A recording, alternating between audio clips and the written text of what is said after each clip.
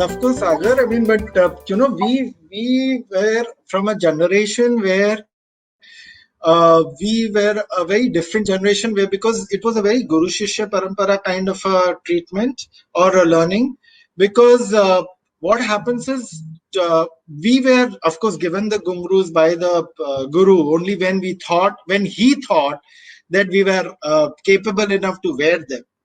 Okay, it was not something which you just go and buy and start wearing it and dancing. There was a proper ceremony for it. There was a proper time to be worn about it.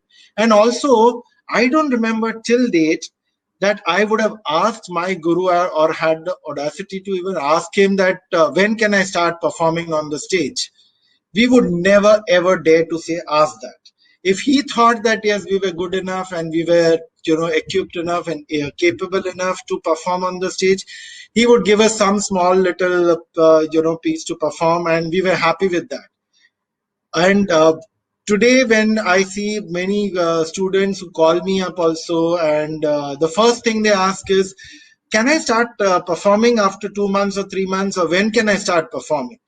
I mean, the whole objective of learning is gone away, and it is more about performing. I mean, you cannot perform unless you have learned. So you need to come with an feeling to learn first of all, because this classical art gives a lot of it requires a lot of dedication. It requires a lot of patience. It requires a lot of sadhana, as we say, a lot of passion to go through that kind of rigorous training. And only then, when you think, or when your guru thinks that okay, he is good enough to go on stage, then yeah, we were allowed to be going, or doing a performance. But so yes, I do remember very well. I mean, when we were told for the first time to go on stage, and all of us in my whole group and all of us were so excited that we did a very, very terrible job out of it, because first of all, we were so nervous, and it was a pathetic performance what we gave. We all did all mistakes, and but well, that's how you learn. I mean, that's how you realize that it's not easy to stand on in front of a stage and face the audience.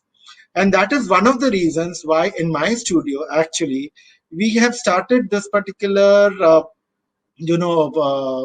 event called as Baithaks. In we do this every 2 months. It's a very, very small kind of a cozy Baithak, where we have around 100 as audiences, and we invite a lot of young dancers who have never got stage, or who are upcoming dancers, or even my own academy students, to perform in front of this particular audience, so that they get that confidence of facing a larger audience later on a stage. So you start preparing them right at the beginning as to how to perform in front of an audience. It's a very different skill as compared to doing your own riyaz and performing in a class.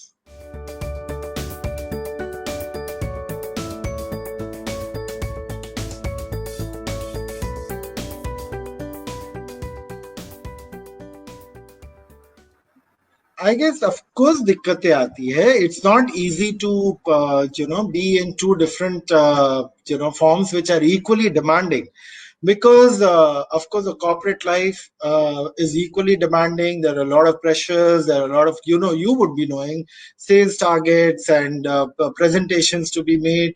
But at the same time, even the classical art, because I had chosen a classical art, that required a lot of time, riyaz, lot of dedication, learning. But then as it is said ना, जहां पर वो जुनून होता है ना, एक passion होता है, So you kind of find ways to balance it up, because it's not something, because nobody has told you or nobody is forcing you to do something. You're doing it out of your own will. You're doing it out of because you love that. And when that happens, I think you somehow find ways to it.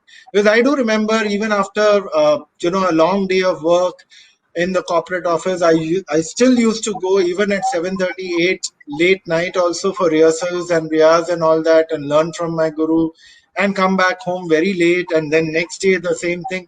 But then I guess to get something and to do something which you are really passionate about, you need to do that. There's no two ways about it.